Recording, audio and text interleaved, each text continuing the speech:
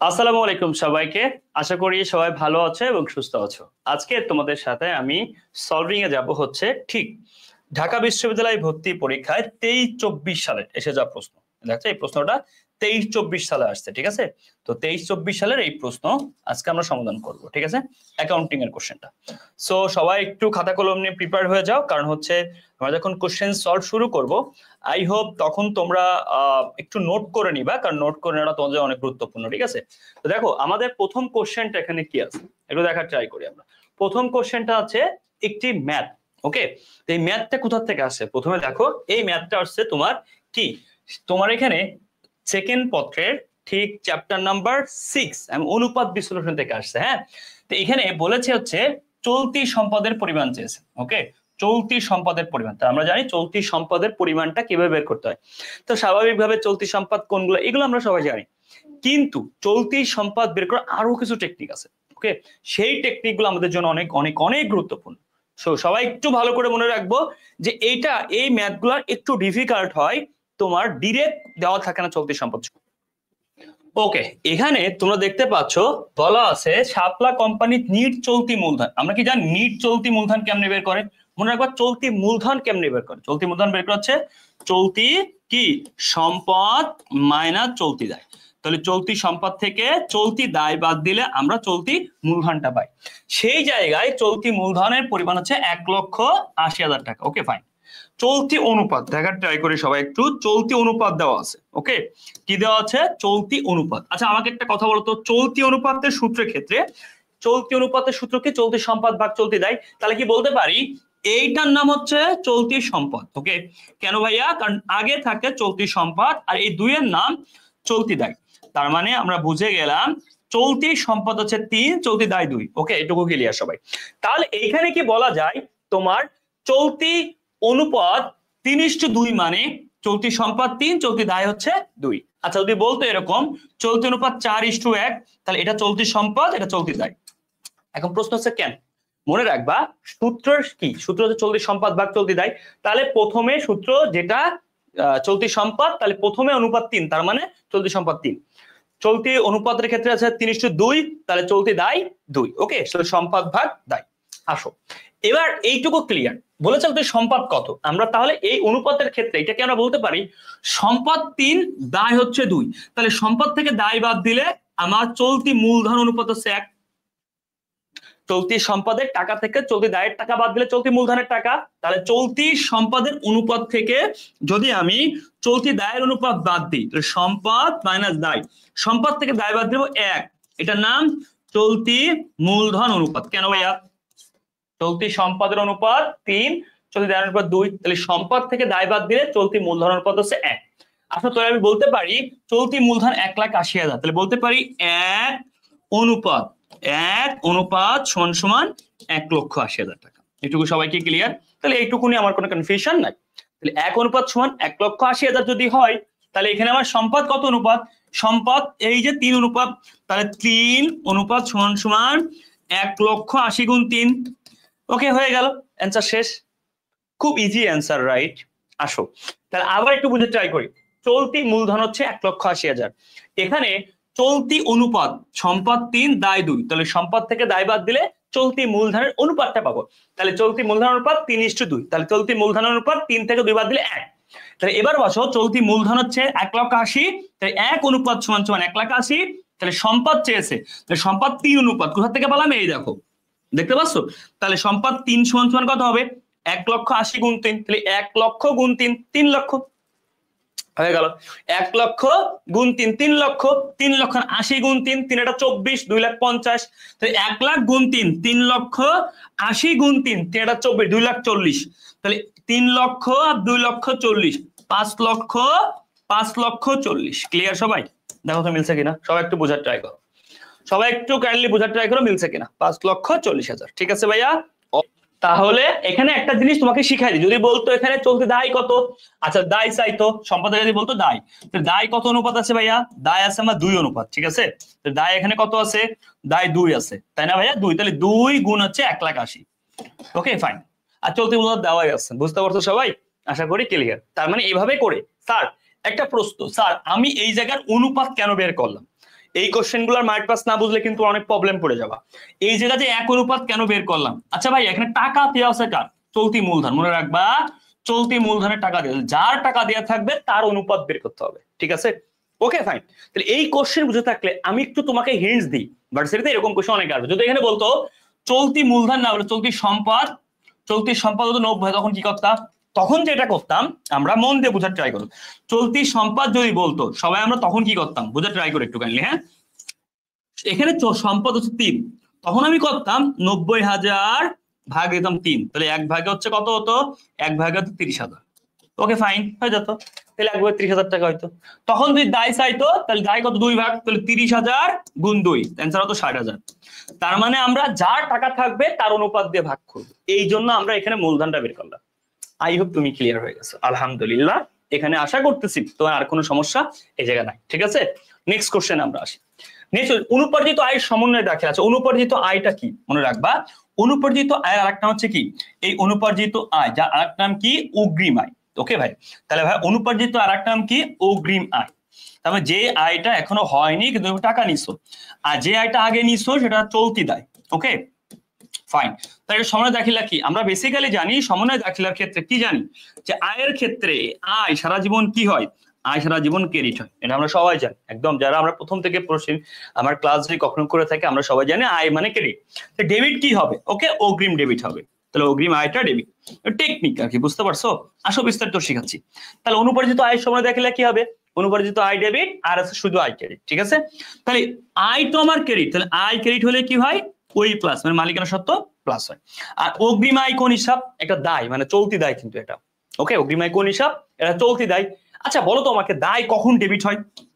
বলো, দায় যখন কমে যায়, তাহলে এল মাইনাস। তাহলে আমি কি এটা তোমাদের সবার সামনে একদম ওপেনলি বলতে পারি, যদি কখনো আমার কি হয় এই অনুপার্জিত আয়ের সমন্বয় দাখিলা দিতে বলে, তাহলে তার জাবেদা হচ্ছে এটাই, অগ্রিম আয় ডেবিট আয় ক্রেডিট। Okay fine. তাহলে অগ্রিম আয়ের ফলে এল মাইনাস, আর এখানে হচ্ছে ওই প্লাস। তাহলে বাংলা যদি বলি তাহলে আমি কি লিখবো?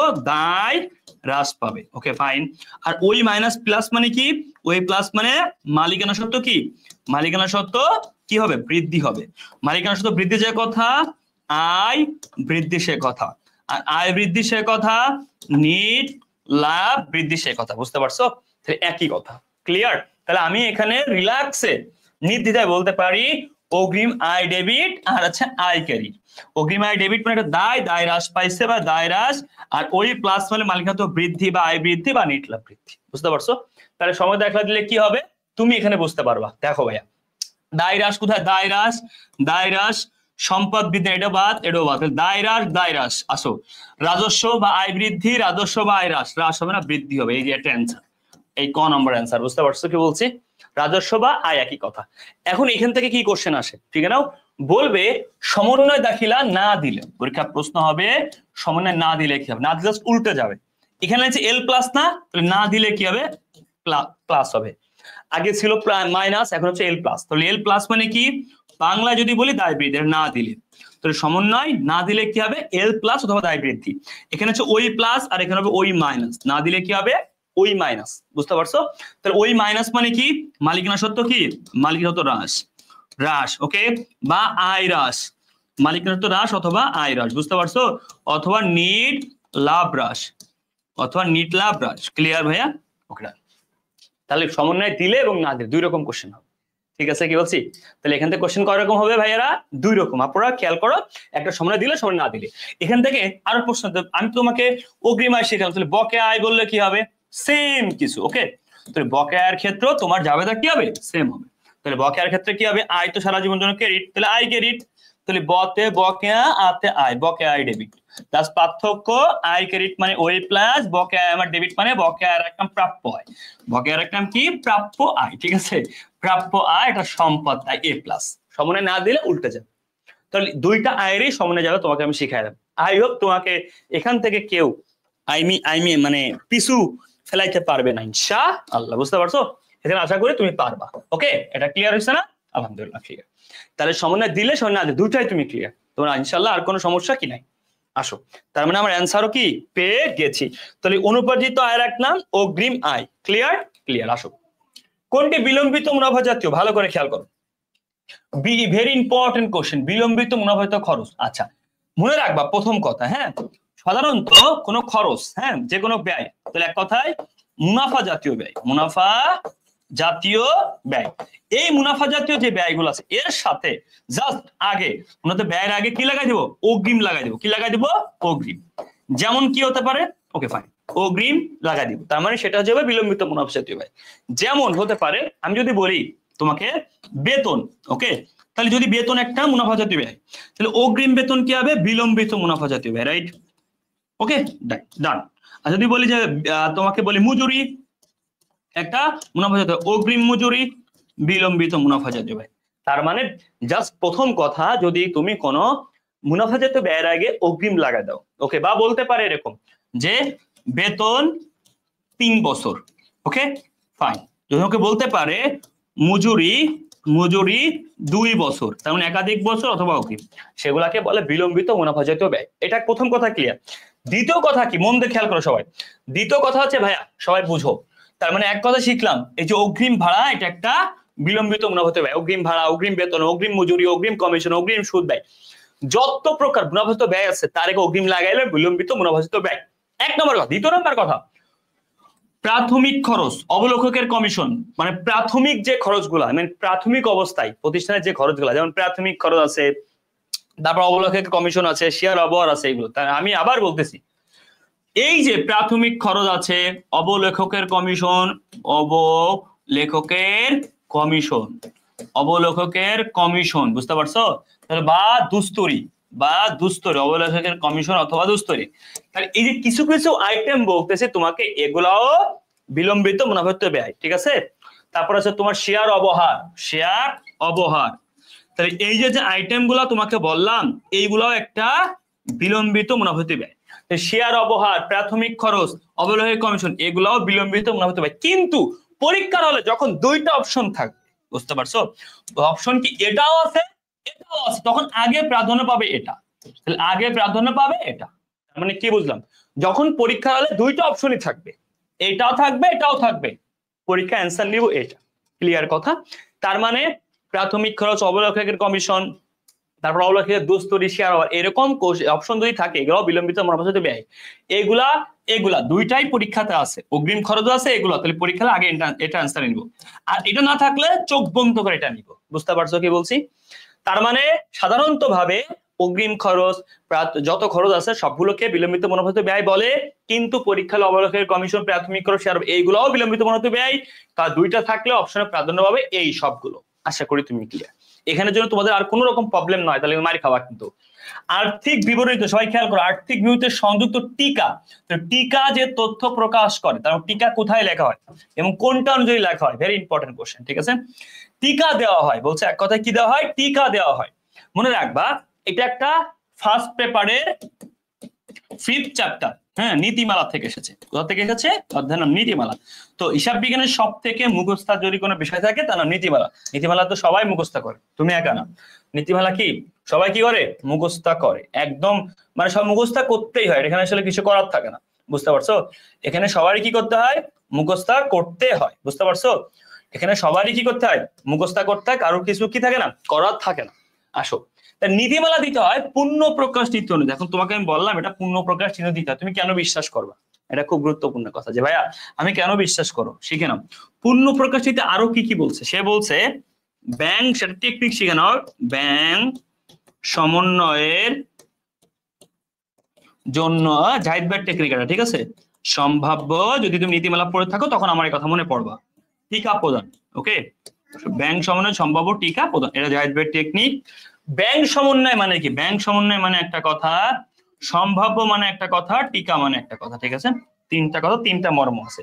তো তিনটা কথা, তিনটা মর্ম কি? নাম্বার 1, ব্যাংক সমন্বয় বিবরণী প্রস্তুত করা হয়। ব্যাংক সমন্বয় বিবরণী প্রস্তুত করা হয় কি অনুযায়ী? ব্যাংক সমন্বয় বিবরণী প্রস্তুত করা হয় কি অনুযায়ী? ব্যাংক সমন্বয় বিবরণী প্রস্তুত করা হয়, আমি আবার বলছি, ব্যাংক সমন্বয় বিবরণী প্রস্তুত করা হয় কি অনুযায়ী? এটা হচ্ছে আমার কি? পূর্ণ প্রকাশ নীতি অনুযায়ী। সম্ভাব্য, তাহলে সম্ভাব্য সম্পদ বা দায় কোনো কিছু দেখানো হয় না, এটাও পূর্ণ প্রকাশ। টিকা, যত সকল টিকা অথবা যে সকল ফুট নোট আছে সেই ফুট নোট গুলা দেওয়া হয় এই পূর্ণ প্রকাশিত। তার মানে বুঝতে পারছো, হিসাব বিজ্ঞানের টিকা অথবা ফুট নোট এগুলা দেওয়া হয় পূর্ণ প্রকাশ অনুযায়ী। ক্লিয়ার সবাই? হিসাব বিজ্ঞানের টিকা অথবা ফুট নোট এগুলা দেওয়া হয় এই পূর্ণ প্রকাশ অনুযায়ী। ক্লিয়ার? ওকে, তার মানে ব্যাংক সময় প্রস্তুত করা হয়, সম্ভাব্য সম্পদ বা যেগুলো লিপিবদ্ধ হয় এগুলা ফুটনোট আকারে দেখানো হয়, যত প্রকার সকল টিকা নোট দেয় সবই পূর্ণ প্রকাশ অনুযায়ী। তাহলে পূর্ণ প্রকাশ টিকা কি কি দেওয়া হয়? ক্লিয়ার?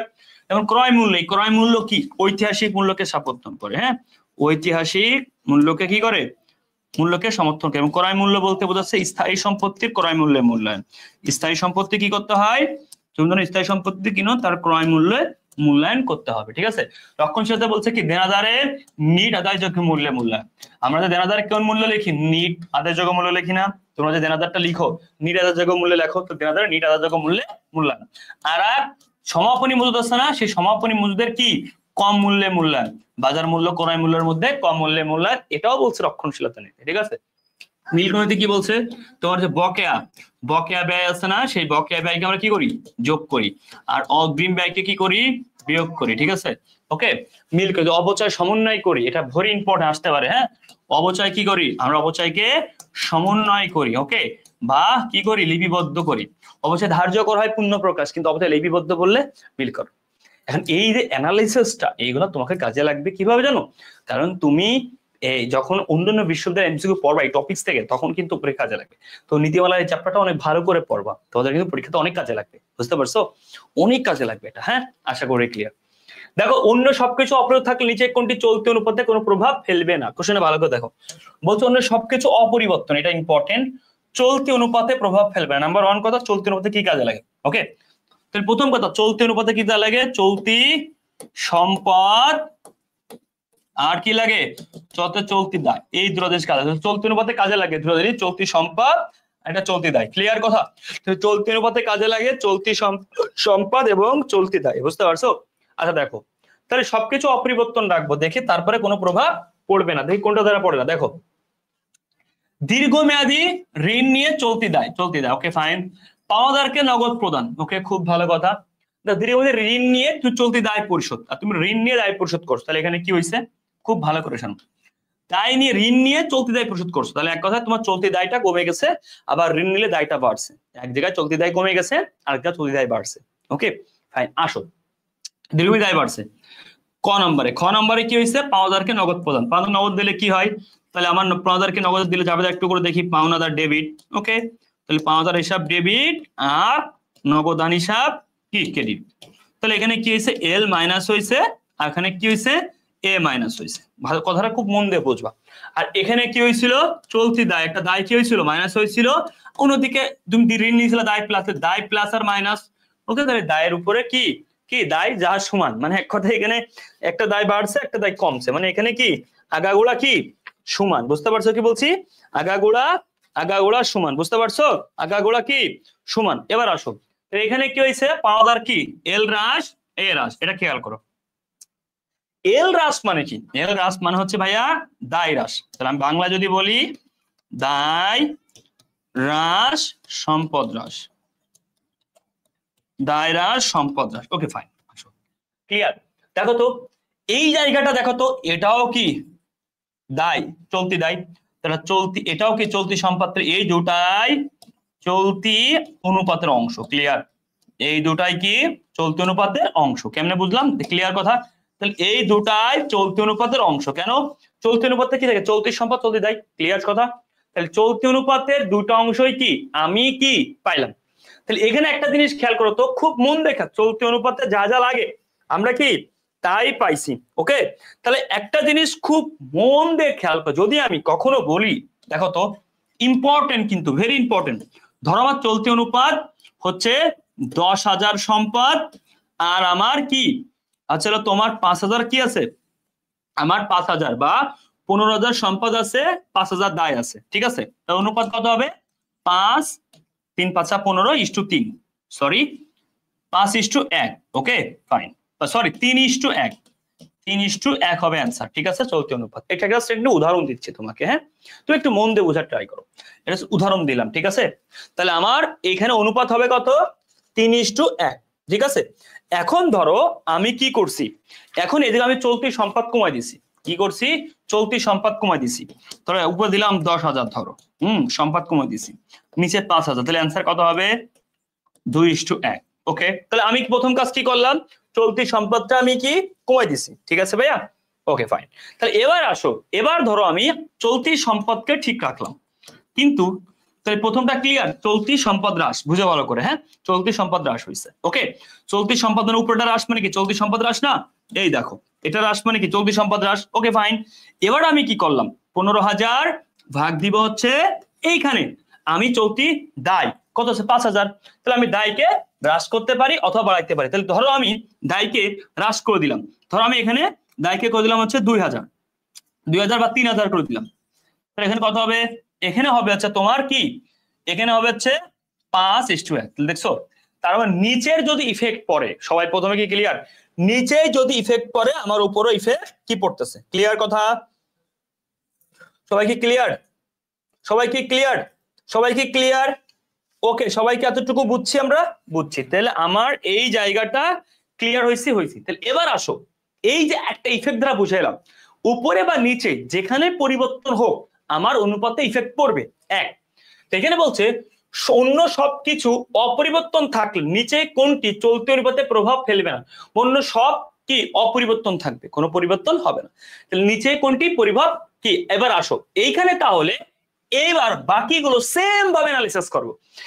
একটা অ্যানালাইসিস করে দেখলাম, যদি এটা আমার হ্রাস হয়েছে, এটা ওরা দুইটাই আমার হ্রাস, তাহলে আমার দুইটাই হ্রাস যে কোনো অনুপাতে, তাহলে দুইটা সমান ভাবে ইফেক্ট করবে।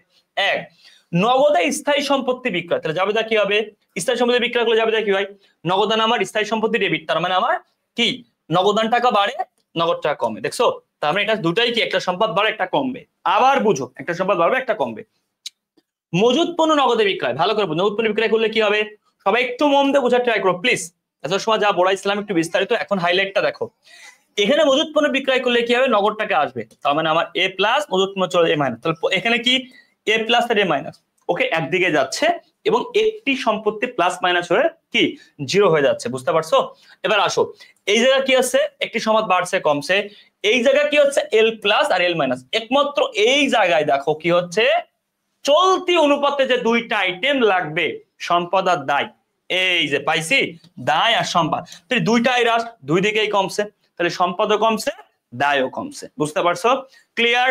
বাকিগুলো ধারা কি হয়েছে, একদিকে পরিবর্তন হচ্ছে, বাকিগুলো দ্বারা কি একটা L minus L plus zero, তার কি একটা সম্পদ কি মাইনাস একটা বৃদ্ধি, একটা সম্পদ মাইনাস একটা, একমাত্র এটা ধারায় কি হচ্ছে দায়ের দিকে যাচ্ছে, আবার কি সম্পদ দিকে যাচ্ছে, তাহলে আলটিমেটলি কি হচ্ছে দায়ও চলতি দায় এবং সম্পদও চলতি দায়। কথা কি ক্লিয়ার সবাই, সবাই কি কথা ক্লিয়ার। তাহলে অন্য সবকিছু অপরিবর্তন, তাহলে বাকি সব অপরিবর্তন, এই লেনদেনটা ধারা চলতি অনুপাতে কোনো প্রভাব ফেলবে না, দুটো দিকে হ্রাস হচ্ছে, ক্লিয়ার সবাই, দুটো দিকে সমানুপাতে হ্রাস হচ্ছে। যদি বলতো এরকম এখানে যে তোমার নগদ বৃদ্ধি পাচ্ছে দায় হ্রাস, তখন ঝামেলা ছিল, ক্লিয়ার সবাই, বুঝতে পারছো ইফেক্টটা কি ক্লিয়ার হয়েছে সবাই, কোনো পরিবর্তন। এখানে তো আমার টাকার যে ভ্যারাইটিস, আমি তোমাকে জাস্ট এমনি বুঝাইছি, টাকা দিয়েছি আমরা ভ্যারাইটিস, কিন্তু তখন তো একই অনুপাতে একই টাকার হ্রাস হবে বা বৃদ্ধি হবে, তাই না, এখানে হ্রাসের কথা বলছে হ্রাস হবে, বুঝতে পারছো। আমরা তো টাকা তো ভ্যারাইটিস দেওয়ার করে এরকম অ্যান্সার রয়েছে, জাস্ট তোমাকে বোঝানোর জন্য। ওকে, বাকি সবগুলোর থেকে এন্ট্রির ডিফারেন্স, এবং এই এন্ট্রিটাই হচ্ছে আমার দায় এবং সম্পদ দুই দিকে হ্রাস হচ্ছে। ওকে ক্লিয়ার সবাই, ওকে ডান। এরপর নেক্সট কোশ্চেন আসি। নেক্সট কোশ্চেন দেখতে পাচ্ছি এখানে কি আছে, একটি বড় ম্যাথ আছে, মনে রাখবা পরীক্ষা হলে এরকম বড় ম্যাথ অনেক থাকবে, বুঝতে পারছো, এরকম অনেক বড় ম্যাথ থাকবে, কিন্তু ভয় পাওয়া যাবে না। এখানে বলা আছে মূল কথা, কোম্পানির শেয়ার প্রতি আয় কত, ভালো করে শেয়ার প্রতি আয় শেষ, ঠিক আছে, শেয়ার প্রতি আয় মানে কি, শেয়ার প্রতি আয় মানে বোঝাচ্ছে তোমার সাধারণ শেয়ারের আয়। ওকে, তো এই ক্ষেত্রে মাথায় রাখবা উপরে থাকবে সাধারণ শেয়ার, ঠিক আছে, কি থাকবে সাধারণ শেয়ার, নিচে থাকবে সাধারণ শেয়ার, উপরে থাকবে লভ্যাংশ, তার মানে তুমি কতটুকু লভ্যাংশ পাইছো সেটা শেয়ার দ্বারা ভাগ করলে শেয়ার প্রতি আয়, তো লভ্যাংশকে বলে শেয়ার প্রতি কি ডিভিডেন্ড, তাহলে বলতেই পারি লভ্যাংশ যা সাধারণ শেয়ার দিলে একটা শেয়ার প্রতি বেরোয় যাবে। আসো প্রথমে দেখো তো এখানে কি আছে, বলেছে কর পরবর্তী মুনাফার পরিমাণ 7 লক্ষ টাকা এবং আয় করের পরিমাণ আছে 2,10,000 টাকা, দেখানো আছে কোম্পানি অগ্রাধিকার শেয়ারের উপরে 50,000 টাকা লভ্যাংশ ঘোষণা করেছে। এটা কি লভ্যাংশ, ওকে? 50,000 টাকা কি লভ্যাংশ অগ্রাধিকার শেয়ারে। ডিভেঞ্চারের উপরে কোম্পানির এত টাকা সুদ প্রদান করা হয়েছে এবং কোম্পানি সারা বছর ধরে কি 1 লক্ষ কি আছে সাধারণ শেয়ার আছে, ওকে? অগ্রাধিকার শেয়ার এত এত, ডিভেঞ্চার এত, বিলিকে আচ্ছা অনেক কিছু আছে, ইনফরমেশন অনেক থাকবে, তাকানো যাবে না। প্রথম কথা, ওকে, কর পরবর্তী মুনাফা মনে রাখবা, যখন কর পরবর্তী মুনাফা থাকবে এই কথার মানে হচ্ছে এখান থেকে সুদ সুদ সুদ কর পূর্ববর্তী, সরি শুধু সুদ কি আছে, আর প্রথম কথা শুনো, সরি, যদি কর পরবর্তী থাকে, ওকে, যদি কখনো কর পরবর্তী থাকলে সেইটা মানে বা এর আরেকটা নাম হচ্ছে নিট মুনাফা, কর পরবর্তী মুনাফা অথবা নিট মুনাফা, ঠিক আছে? তাহলে কর পরবর্তী মুনাফার একটা নাম কি নিট মুনাফা। এইটা দেওয়া থাকলে এটার মানে হচ্ছে সেই মুনাফা থেকে কি বাদ দেওয়া হয়েছে, কর সুদ এগুলা বাদ দেওয়া হয়েছে। তার মানে আমরা কি বুঝলাম? প্রথম কথা, যদি কখনো তোমার প্রশ্নে কর পরবর্তী অথবা নিট মুনাফা থাকে তার মানে সেই টাকা থেকে কি আছে, কর সুদ এগুলা বাদ দেওয়া আছে। ক্লিয়ার? কর সুদ এগুলা বাদ দেওয়া আছে। ক্লিয়ার? কর সুদ এগুলা কি আছে, বাদ দেওয়া আছে। কথা কি ক্লিয়ার? ক্লিয়ার। এবার এখানে কি আছে? ওকে ফাইন, তাহলে এখানে আছে হচ্ছে কর পূর্ববর্তী মুনাফা, ঠিক আছে?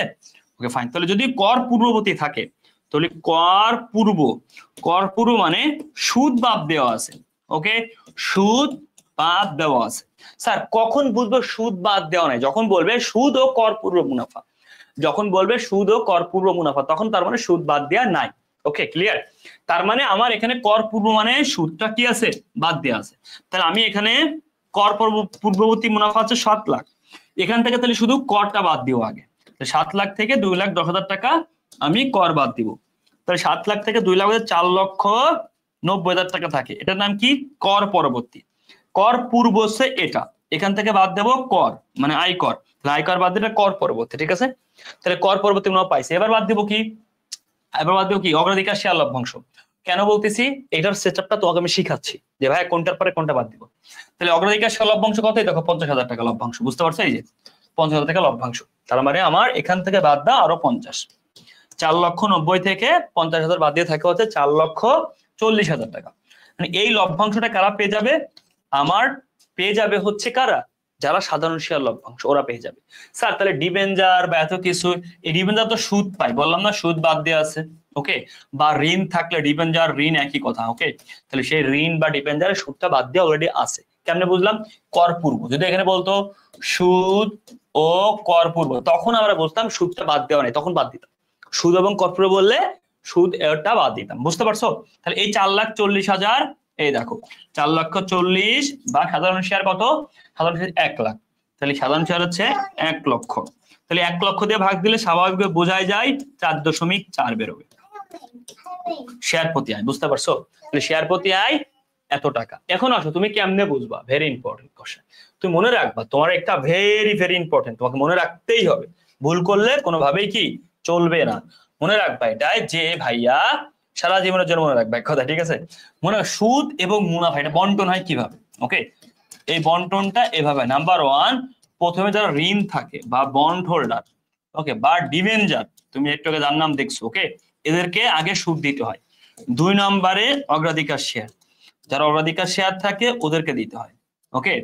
3 নম্বরে দিতে হয় সাধারণ শেয়ার, ওকে, সাধারণ শেয়ার ওদেরকে দিতে হয়। 4 নম্বরে যারা বিলম্বিত শেয়ার সবার লাস্টে তারা পায়, এটা সিরিয়াল মেনটেন করতে, এখান থেকে প্রশ্ন হয় কিন্তু, এখান থেকে 1 2 3 4, কিন্তু এরা কি পায়, এরা পায় সুদ, ওকে, এরা পায় সুদ, এরা সবাই কি পায়, লভ্যাংশ, ঠিক আছে? এর মধ্যে এই হারামিদের লভ্যাংশ কেমন, নির্দিষ্ট, এদের লভ্যাংশ নির্দিষ্ট থাকে, তারা বুঝতে পারছো?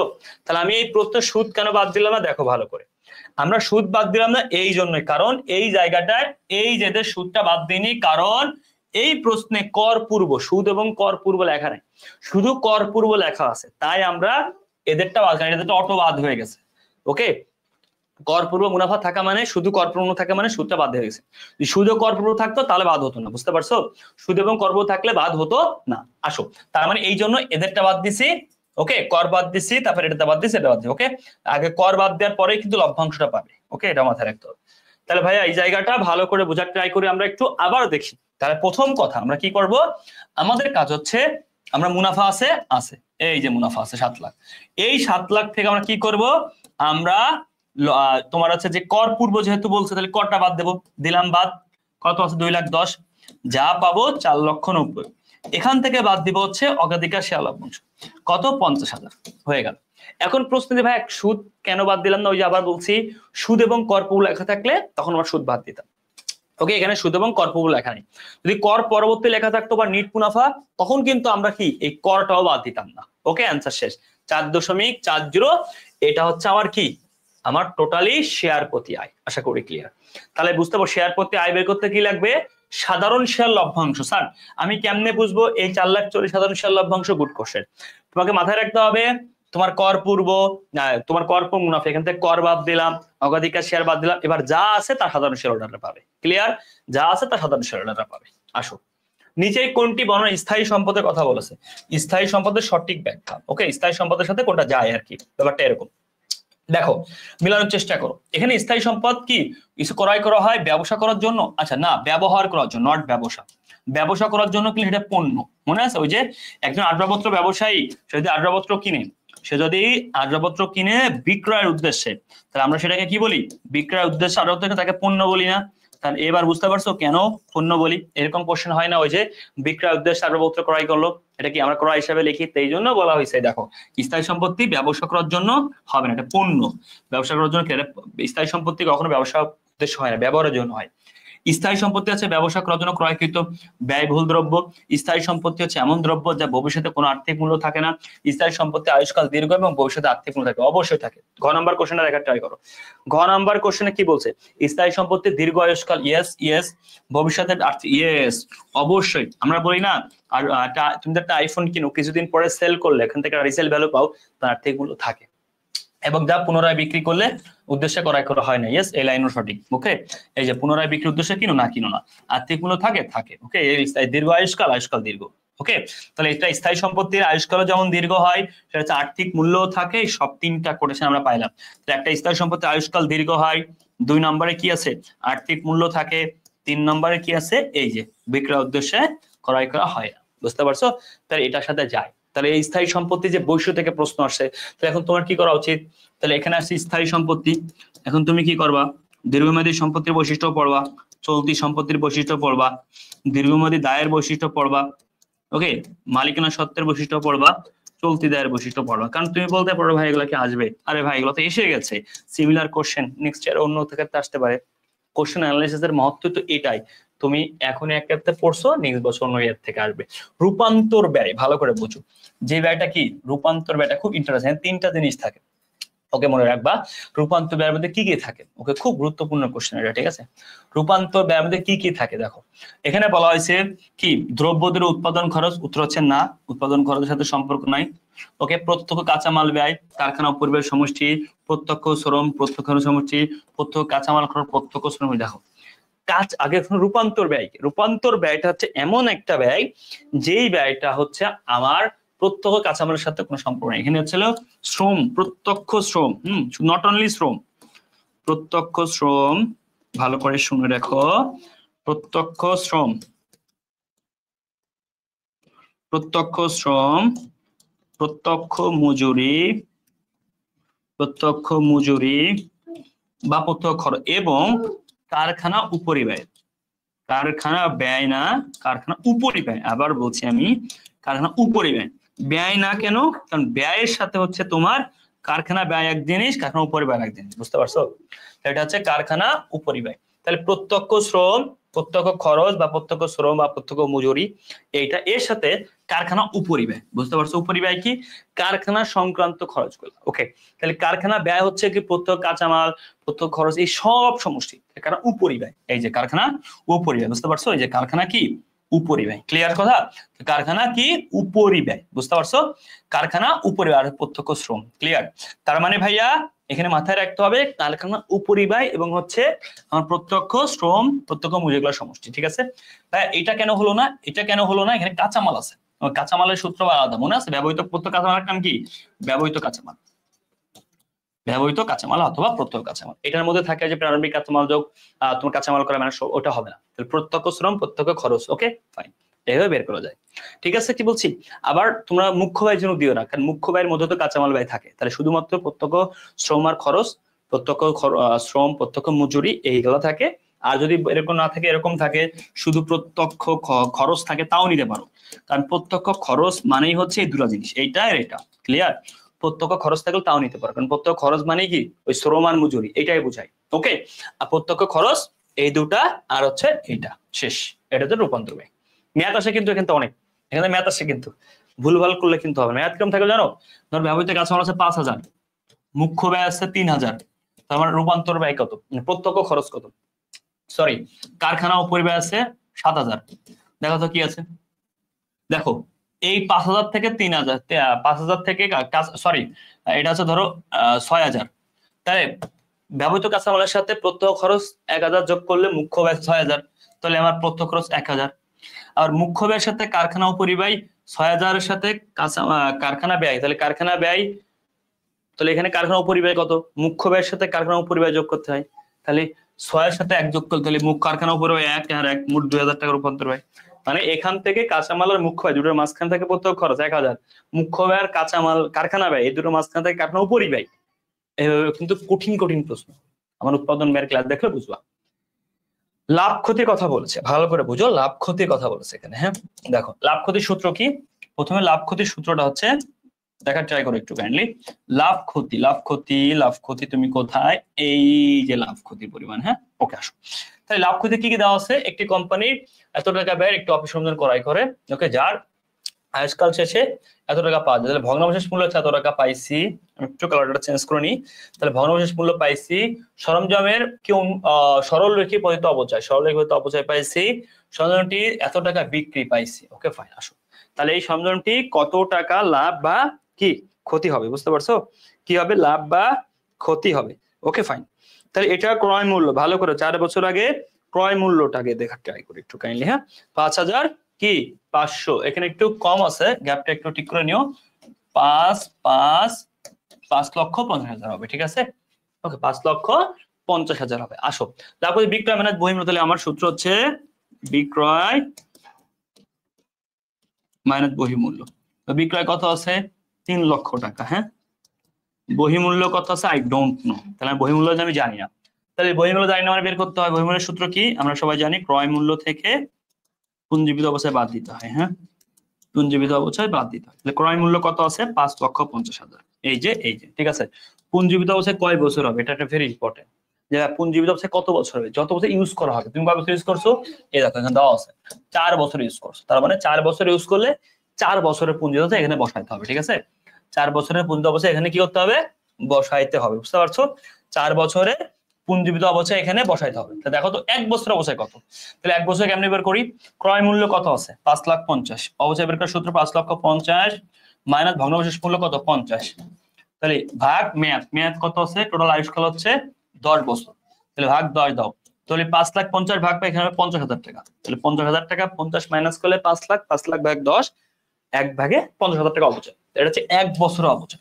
4 বছরে কত 2 লাখ, তাহলে 1 বছরে 50 হলে 4 বছরে কত হবে 2 লাখ, এটা সবাই আমরা জানি, তাহলে 1 বছরে 50 হলে 4 বছরে 2 লাখ। এবার আসো তাহলে এই যে 5,50,000 মানে 2 লাখ থাকে 3,50,000, তাহলে 3,50,000 টাকা বহির্মূল্য, তাহলে আমার কি হবে 3,50,000 টাকা বহির্মূল্য, 3 লাখ থেকে 3,50,000 বাদ দিলে 50,000 টাকা কি ক্ষতি, কেন এই -5 বেশি, তাহলে -50,000 মানে ক্ষতি। ক্লিয়ার, তাহলে আমার ক্ষতি হয়েছে কত, এই দেখো দেওয়া আছে 50,000 টাকা কি হয়েছে ক্ষতি হয়েছে। ক্লিয়ার, তাহলে আমার 50,000 টাকা কি হয়েছে ক্ষতি হয়েছে।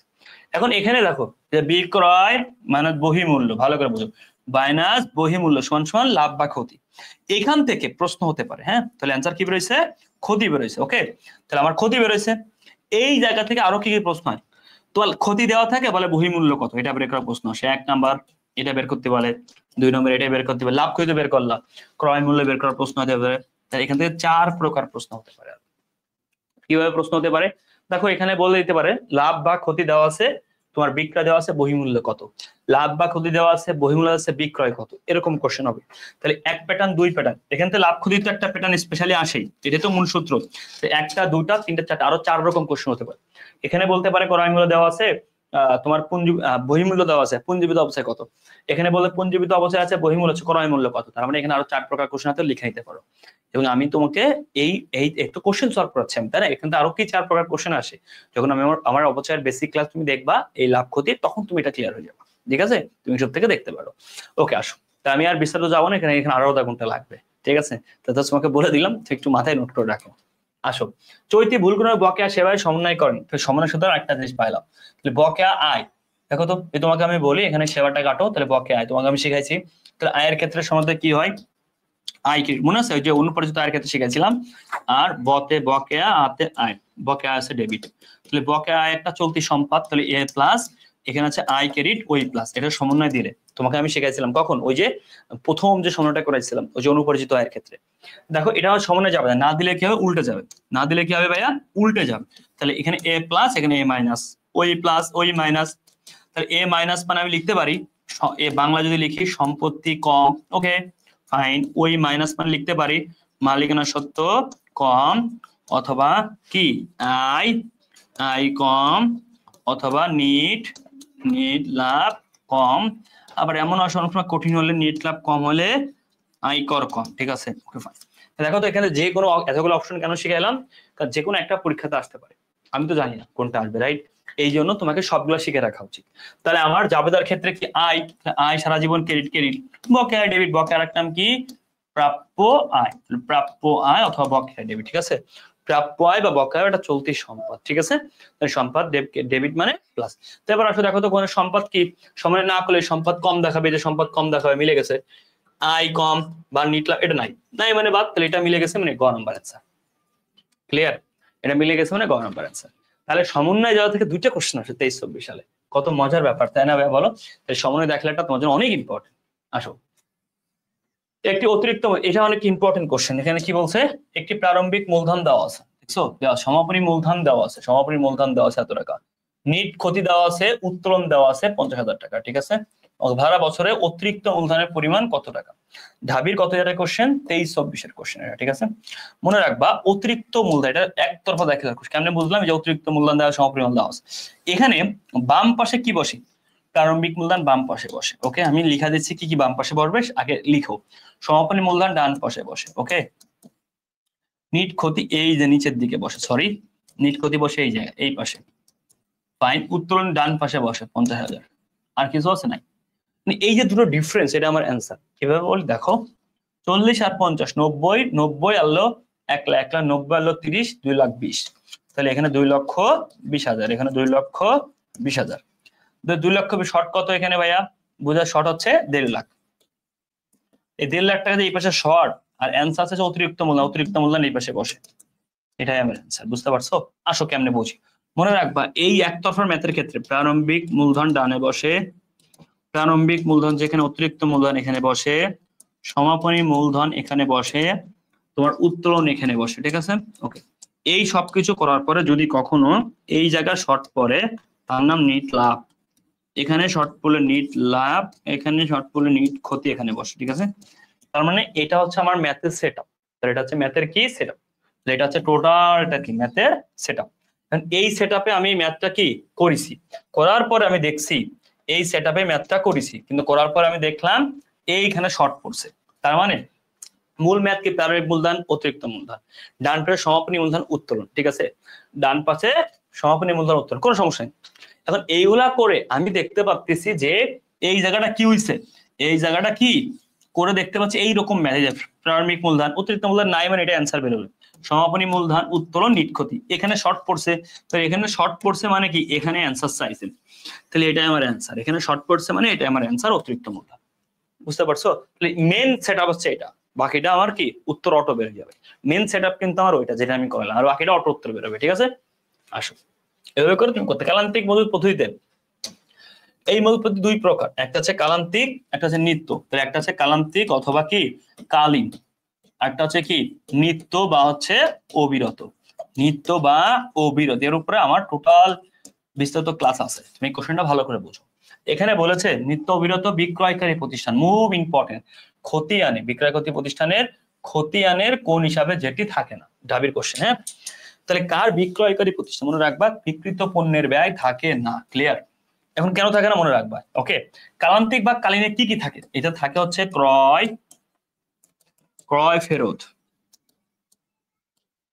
ক্রয় ফেরত, ক্রয় বা ট্যাক্স, ক্রয়ের যে গোষ্ঠী আছে, হ্যাঁ, ক্রয়, ক্রয় আন্ত পরিবহন, মানে ক্রয় পরিবহন, এই সবকিছুই থাকে। ওকে, ক্লিয়ার?